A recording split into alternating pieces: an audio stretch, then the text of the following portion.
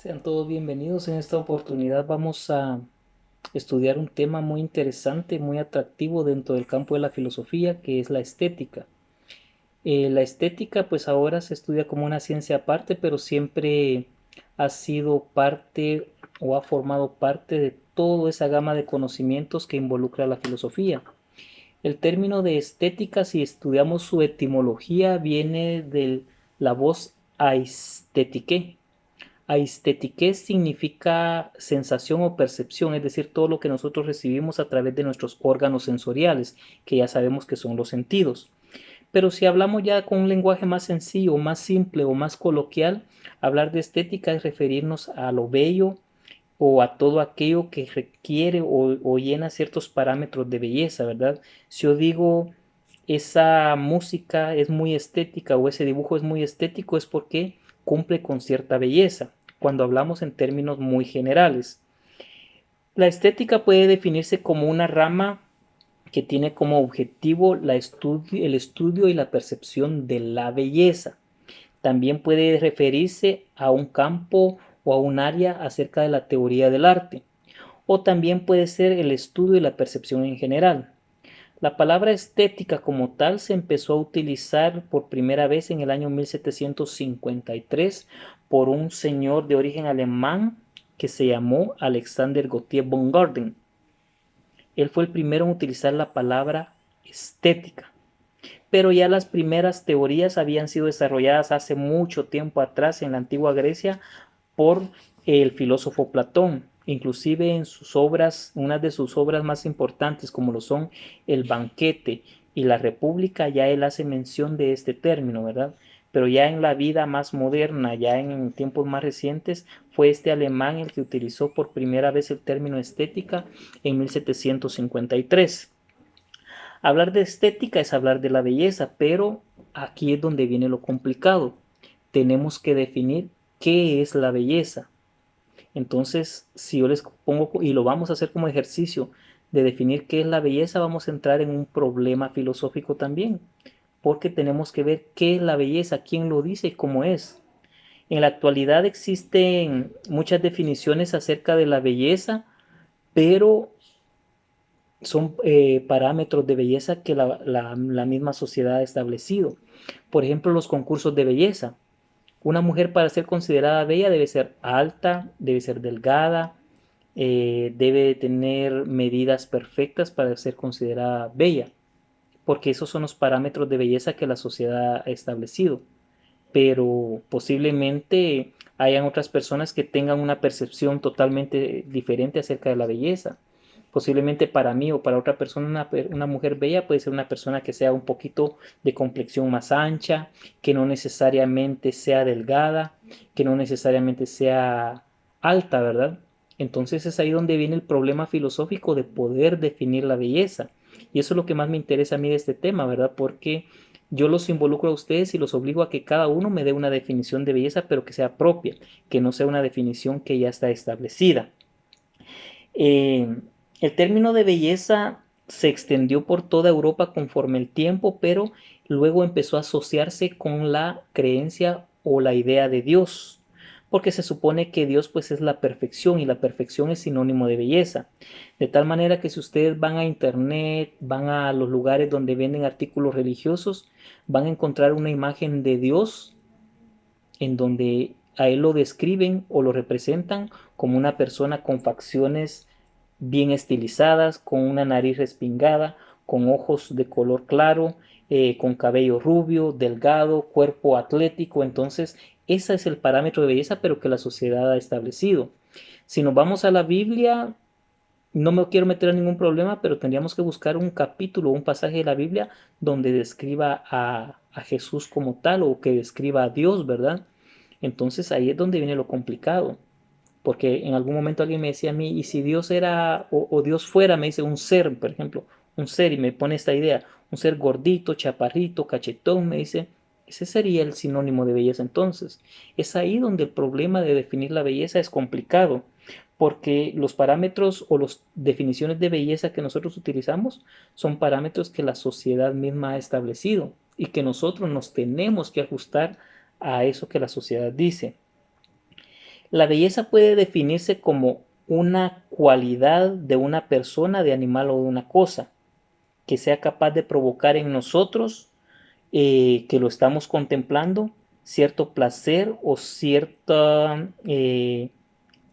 placer sensorial, intelectual o sensorial.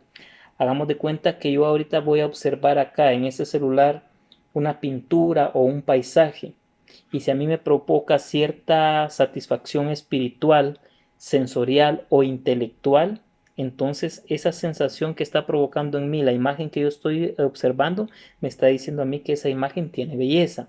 ¿Por qué?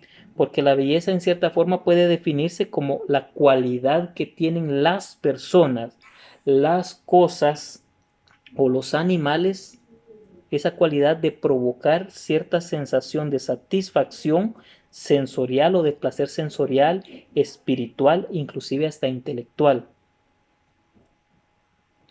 La percepción de la belleza va a variar de una persona a otra, pero muchas personas tienden a relacionar la belleza con el término de armonía.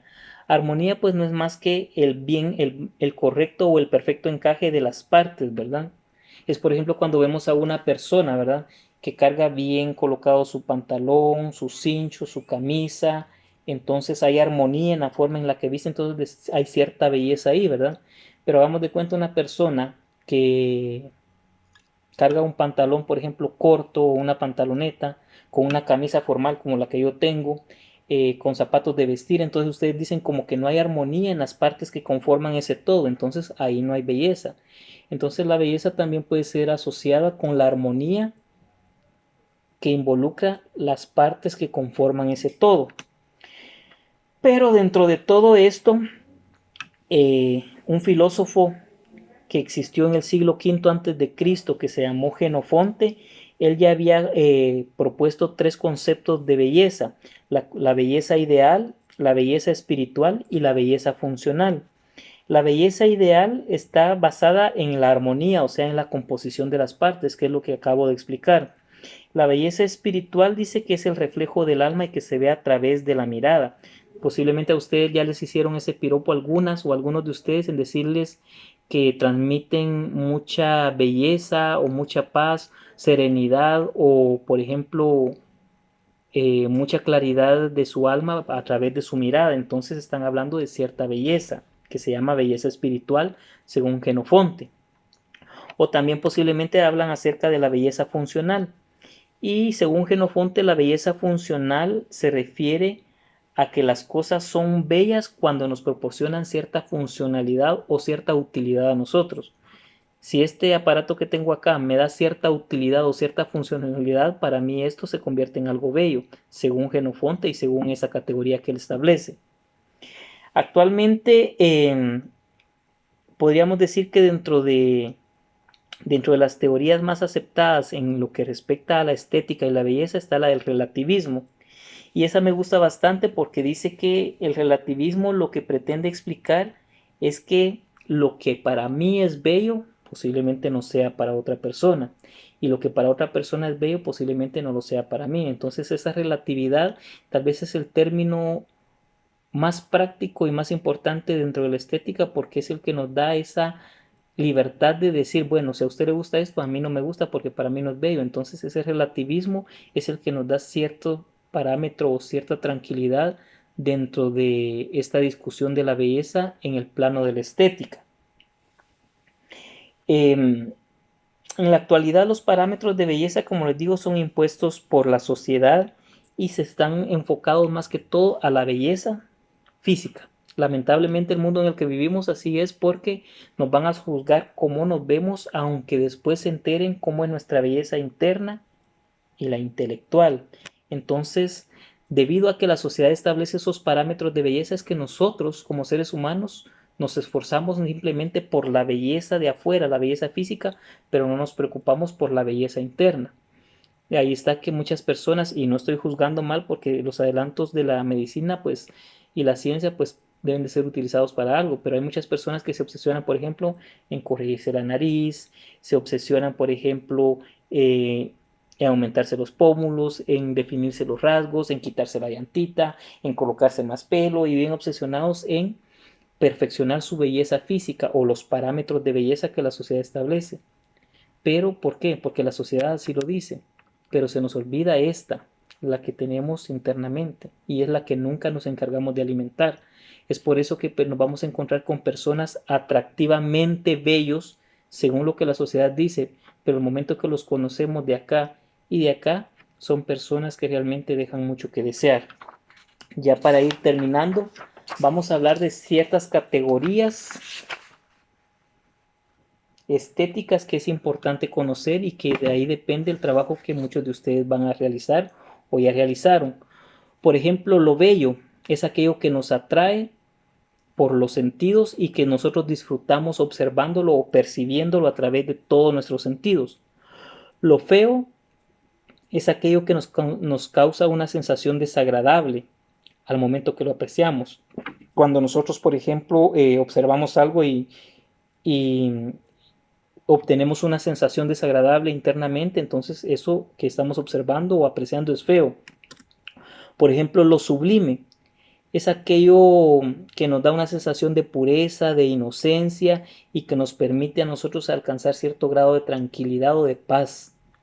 Lo estrambótico es aquello que a veces nos trastorna porque nosotros no sabemos si decir si es feo o si es bello, ¿verdad? Lo estrambótico porque a veces sorprende. Por ejemplo, se me ocurre ahorita en algún momento, por ejemplo, los atuendos que ha utilizado Lady Gaga en algunas presentaciones de algunos premios. Ya la gente se queda impactada, pero no sabe decir si realmente es bello lo que carga o es feo. Entonces eso es catalogado como estrambótico porque no podemos definir lo que es. Lo entrañable es aquello que nos hace sonreír, que genera respuestas positivas por parte de nosotros y que nos provoca acercarnos o contemplarlo, ¿verdad? Por ejemplo, una rosa o un perrito, ¿verdad? A veces los perritos o los gatos nos provocan esas sensaciones entrañables porque nos dan ganas de tocarlo, de abrazarlo, de acercarnos y de contemplarlo. Lo magnético es aquello que nos atrae, perdón, pero no sabemos por qué. No tenemos una explicación lógica de por qué nos atrae. Que no es necesariamente bello, pero que nosotros sentimos la necesidad de volver a ver a lo que estamos observando o a la persona que estamos viendo porque nos genera cierta curiosidad o cierto morbo, aunque no necesariamente cumpla con los parámetros de belleza. Y por último, lo neutro es aquello que no provoca ninguna sensación en nosotros. Por ejemplo, yo tomo este control y lo observo en detalle y en mí no provoca ni repulsión, ni agrado, no me dan ganas de abrazarlo, ni cosas por el estilo, no provocan nada en mí, entonces esto es algo neutro. Con eso termino con lo que son las categorías estéticas. Y por último, solo les dejo la inquietud ahí para que definamos qué es el arte. El arte dice que es un conjunto de disciplinas que están orientadas con la finalidad de una expresión estética, o sea, a través del arte se expresa la belleza. Pero, por ejemplo, cuando alguien ve una pintura, por ejemplo, las pinturas de Picasso, cuando Picasso empezó a pintar y a utilizar la técnica del cubismo, muchas personas lo criticaron y dijeron que sus obras eran feas, que no tenían belleza. Y era arte. Y en la actualidad las obras de Picasso están valoradas en millones de dólares. Entonces hablar de arte es hablar de algo que está relacionado con la manifestación de la belleza. El problema es quién decide qué es el arte, quién decide qué es bello y qué es aquello que puede ser considerado como no bello. Entonces con eso termino la explicación y espero que les sirva de soporte para el momento en que tengan que estudiar.